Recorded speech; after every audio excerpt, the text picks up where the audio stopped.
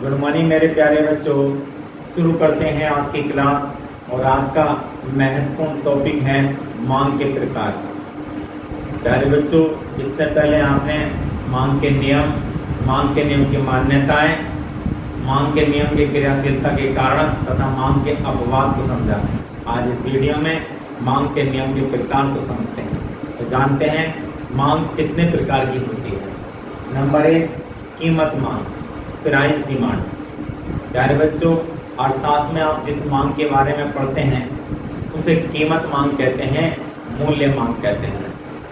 और कीमत मांग से आशय, मूल्य मांग से आशय वस्तु की उन मात्राओं से है जिन्हें अन्य बातें समान रहने पर एक निश्चित समय पर विभिन्न मूल्यों पर उपभोक्ता द्वारा क्रय किया जाता है।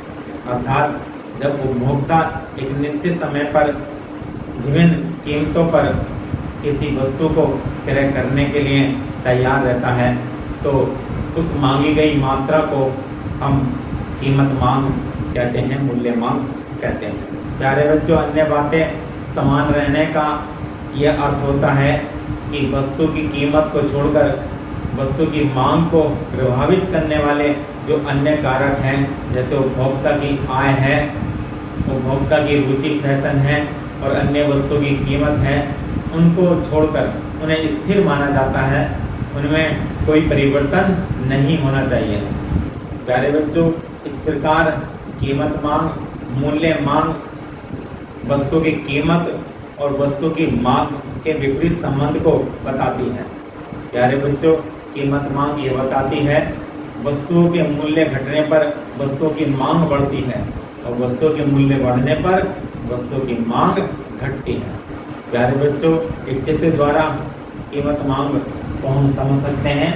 OX पर वस्तु की मांग, वस्तु की मात्रा को दर्शाएंगे और OY पर वस्तु की कीमत को दर्शाएंगे। यदि किसी वस्तु की कीमत P है तो उसकी मांगी जाने वाली मात्रा Q है, और यदि वस्तु की कीमत बढ़कर P1 हो जाती है तो उस वस्तु की जो मांग है, मात्रा है, वो Q1 रह जाती है।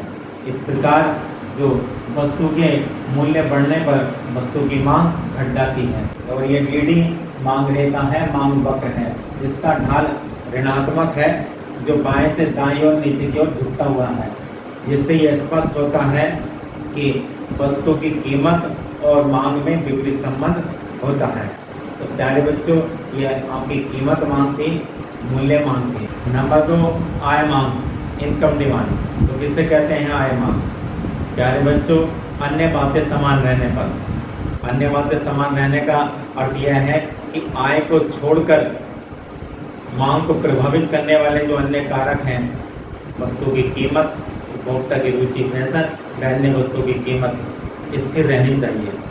तो अन्य बातें समान रहने पर आय मांग से आशय वस्तु की उन मात्राओं से है जिन्हें निश्चित समय पर एक उपभोक्ता अपनी आय के विभिन्न स्तरों पर क्रय करने के लिए तैयार है। प्यारे बच्चों, इस प्रकार जो आय मांग है वो वस्तु की मांग और उपभोक्ता की आय के संबंध को बताती है। प्यारे बच्चों, ये संबंध धनात्मक व ऋणात्मक हो सकता है और यह संबंध सामान्य वस्तु की दशा में, अच्छी वस्तु की दशा में धनात्मक होता है और निम्न कोटि वस्तु की दशा में, घटिया वस्तु की दशा में यह संबंध ऋणात्मक होता है। सामान्य वस्तु की दशा में यदि उपभोक्ता की आय बढ़ती है तो सामान्य वस्तुओं की मांग बढ़ती है। अगर उपभोक्ता की आय घटती है तो सामान्य वस्तुओं की मांग भी घटती है। और जो निम्न स्तरीय वस्तु हैं, जो घटिया वस्तु हैं, उनकी दशा में ये संबंध ऋणात्मक होता है। अर्थात उपभोक्ता की आय बढ़ने पर उन वस्तुओं की मांग घटती है और उपभोक्ता की आय घटने पर उन वस्तुओं की मांग बढ़ती है। प्यारे बच्चों, आय मांग 2 प्रकार की होती है, सामान्य वस्तु की दशा में आय मांग और निम्न स्तरीय वस्तु की दशा में आय मांग। प्यारे बच्चों, आय मांग को चित्रों द्वारा समझते हैं। सामान्य वस्तु की दशा में OX पर सामान्य वस्तु की मांग और OY पर उपभोक्ता की आय के स्तर को हमने दर्शाया है। यदि किसी उपभोक्ता की आय P है तो सामान्य वस्तु की मांग Q है, और यदि उपभोक्ता की आय बढ़कर P1 हो जाती है तो सामान्य वस्तु की मांग बढ़कर Q1 हो जाती है। इस प्रकार ये DD जो आय मांग वक्र है, इसका ढाल धनात्मक है, ये बाएं से दाएं और ऊपर की ओर उठता हुआ है। प्यारे बच्चे, इससे ये स्पष्ट होता है कि सामान्य वस्तु की दशा में आय मांग धनात्मक होती है, अर्थात उपभोक्ता की आय बढ़ने पर वस्तु की मांग बढ़ती है और उपभोक्ता की आय घटने पर वस्तु की मांग घटती है। लेकिन निम्न कोटि की वस्तु की दशा में, निम्न स्तरीय वस्तु की दशा में आय मांग वक्र का ढाल ऋणात्मक होता है, बाएं से दाईं और नीचे की ओर झुकता हुआ होता है। तो इसे चित्र द्वारा समझते हैं कि OX1 निम्न वस्तु की मात्रा या मांग को दर्शाएंगे और OY पर उपभोक्ता की आय के स्तर को हमने दर्शाया है। यदि किसी उपभोक्ता की आय P है तो उसकी जो निम्न कोटि की वस्तु की मांग है वो Q है, और यदि उपभोक्ता की आय बढ़कर P1 हो जाती है तो निम्न कोटि वस्तु की मांग घटकर Q1 रह जाती है। इस प्रकार ये जो DD मांग वक्र है, ये इसका ढाल ऋणात्मक है, ये बाएं से दाईं ओर नीचे की ओर झुकता हुआ है। प्यारे बच्चों, इस प्रकार यह स्पष्ट होता है कि निम्न स्तरीय वस्तु की दशा में आय मांग ऋणात्मक होती है, अर्थात निम्न स्तरीय वस्तुओं की दशा में यदि उपभोक्ता की आय में वृद्धि होती है तो वस्तु की मांग में कमी होती है, और यदि उपभोक्ता की आय में कमी होती है तो निम्न स्तरीय वस्तु की मांग में वृद्धि होती है। 3 आड़ी या तिरछी मांग, क्रॉस डिमांड। तो किसे कहते हैं? आड़ी या तिरछी मांग। प्यारे बच्चों, कुछ वस्तुएं आपस में संबंधित होती हैं।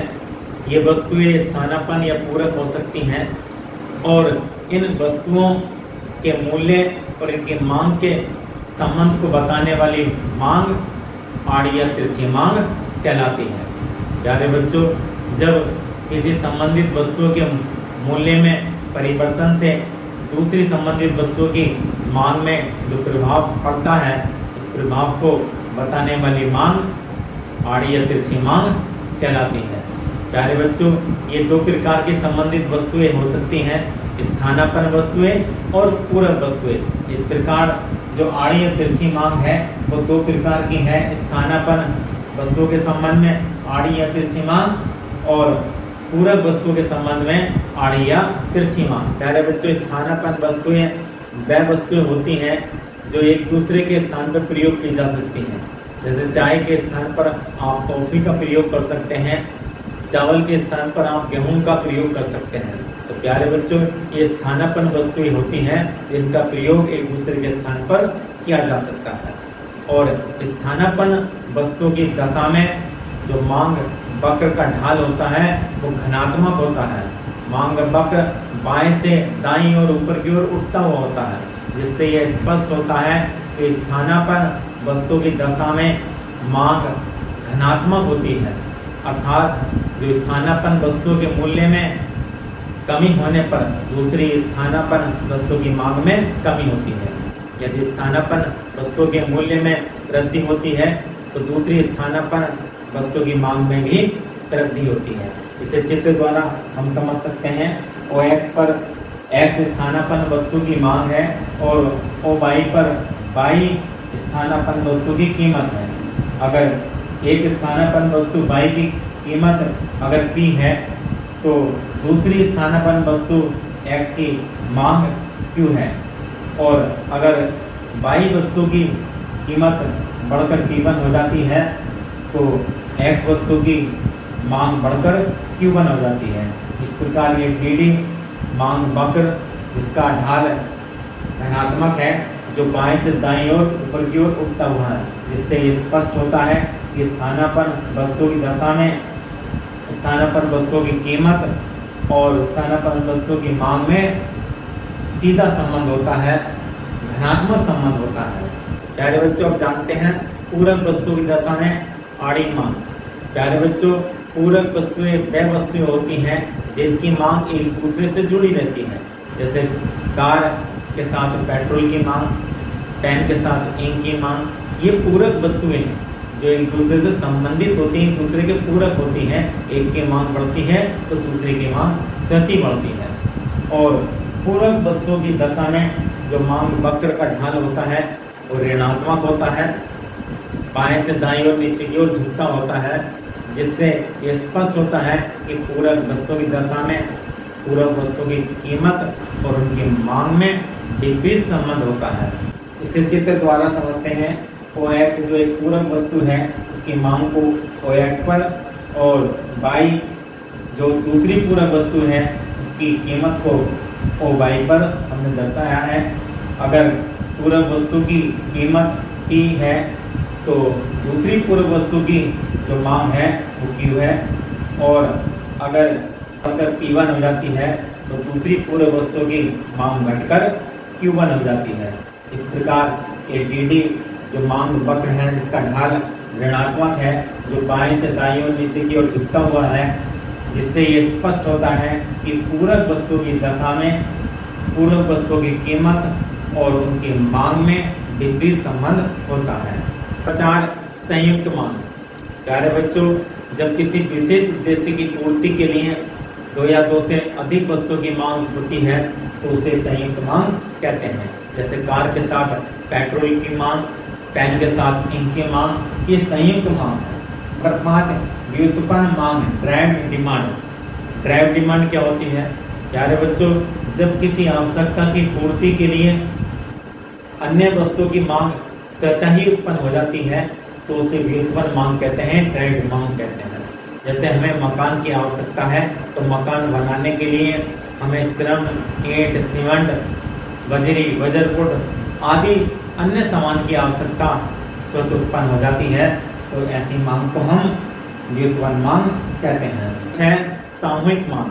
प्यारे बच्चों, कुछ वस्तुएं ऐसी होती हैं जिनके विभिन्न उपयोग होते हैं। जब उनकी मांग विभिन्न उपयोगों को ध्यान में रखते हुए की जाती है तो उसे सामूहिक मांग कहते हैं। जैसे दूध की मांग है, जैसे बिजली की मांग है, इनके सामूहिक उपयोग हैं, और सामूहिक उपयोग को ध्यान में रखते हुए जब इनकी मांग की जाती है तो उस मांग को सामूहिक मांग कहा जाता है। प्यारे बच्चों, इस प्रकार ये आज आपको अच्छी तरह से मांग के प्रकार समझ में आ गए होंगे। अगर कोई बात आपके समझ में नहीं आती है तो आप कमेंट में लिख सकते हैं। आपकी हर समस्या का समाधान करने की हम पूरी कोशिश करेंगे। अगर आपको समझ में आता है तो वीडियो को लाइक कीजिए, कमेंट कीजिए और शेयर भी कीजिए ताकि औरों का भी भला हो सके। धन्यवाद।